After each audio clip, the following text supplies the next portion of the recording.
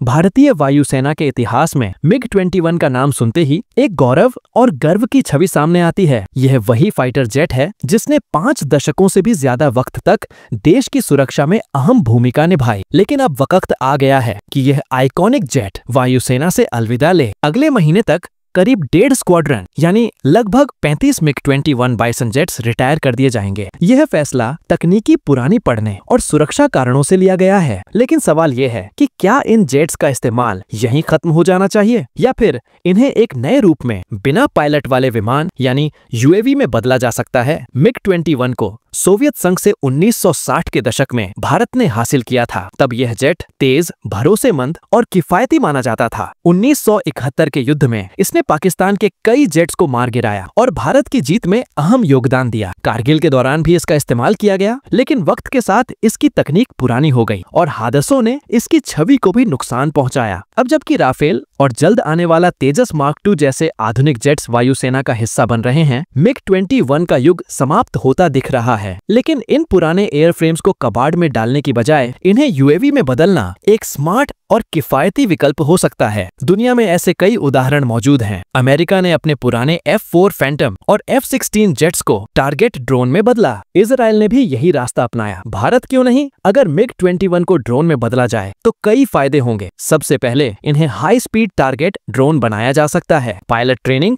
और missile testing के लिए ऐसा टारगेट बेहद अहम है। MiG-21 की स्पीड मैक 2 तक है, जिससे यह असली दुश्मन जेट की नकल कर सकता है। दूसरा, इन्हें डिकॉय बनाया जा सकता है। इलेक्ट्रॉनिक वॉरफेयर सिस्टम लगाकर ये दुश्मन के रडार को धोखा दे सकते हैं। युद्ध के समय जब दुश्मन को असली और नकली टारगेट्स में फर्क करना मुश्किल होगा, तो भारत के असली जेट्स की सुरक्षा बढ़ जाएगी। तीसरा, ये UAV कम्युनिकेशन रिले का काम कर सकते हैं। सीमावर्ती इलाकों, खासकर LOC जैसे संवेदनशील क्षेत्रों में नेटवर्किंग और कम्युनिकेशन की बड़ी समस्या रहती है। ऐसे में हवा में उड़ता हुआ MiG-21 ड्रोन पूरे ऑपरेशन के लिए एक ब्रिज बन सकता है। चौथा, इन्हें टोही मिशनों में इस्तेमाल किया जा सकता है। कैमरा और सेंसर लगाकर ये दुश्मन की गतिविधियों पर नजर रख सकते हैं और पायलट की जान जोखिम में नहीं डालनी पड़ेगी। और अगर हालात बहुत गंभीर हों तो इन्हें कामिकाज़े ड्रोन यानी आत्मघाती मिशनों में भी इस्तेमाल किया जा सकता है। दुश्मन के ठिकानों पर टकराकर भारी नुकसान पहुंचाना इनसे संभव है। अब लागत की बात करें तो यह विकल्प बहुत किफायती है। नए UAV बनाने के मुकाबले पुराने जेट्स को बदलना सस्ता पड़ेगा। वायुसेना के पास पहले से ही MiG-21 के हैंगर, पार्ट्स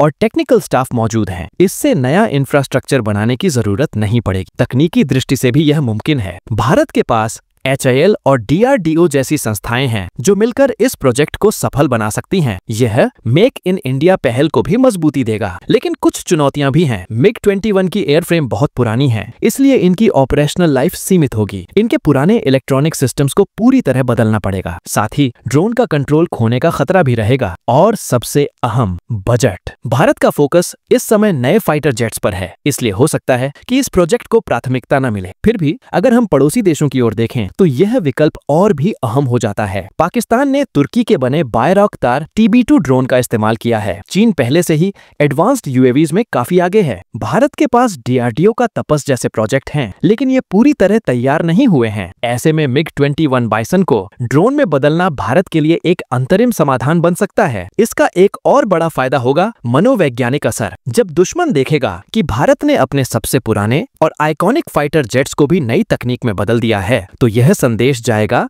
कि भारत किसी भी संसाधन को बेकार नहीं जाने देता और नवाचार में भी पीछे नहीं है। कुल मिलाकर MiG-21 की रिटायरमेंट सिर्फ एक अंत नहीं है। अगर इन्हें UAVs में बदला जाए तो यह एक नई शुरुआत हो सकती है।